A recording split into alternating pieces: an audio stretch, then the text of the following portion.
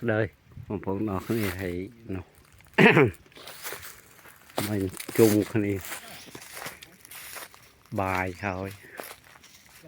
thì hỏi hay này toàn cua xòm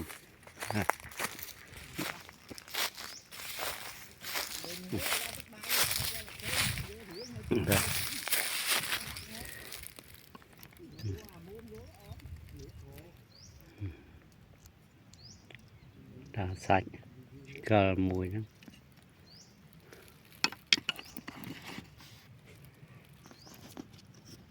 này tu mùi này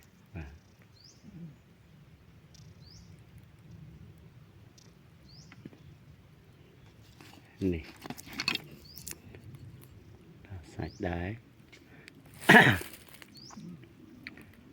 vì chọc nè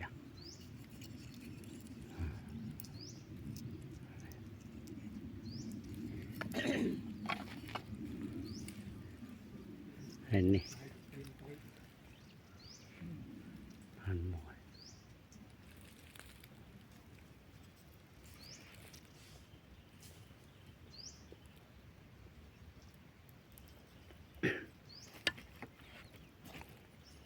mình về bài chật về bài đó giờ mùi năng hết bài mà.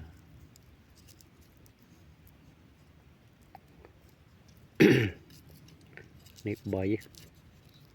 gồm đấy về ô thích đá lớn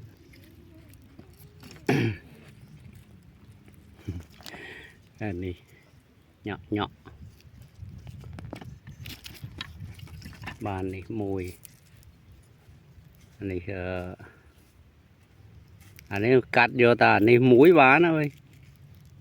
và lư này mùi này nắng ấy tục trơn phí gô ọt này đấy mà nó mùi đấy học clay đi ít cái tạp nó tập phân á này thế này tung hoặc tuyệt ơi sợ độc mấy được không miền đỏ trà nào thế miền trai con hào để nữ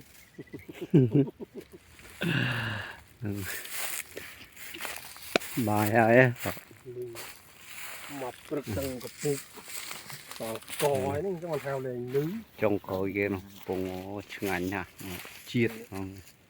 ngành bài vô ọt tí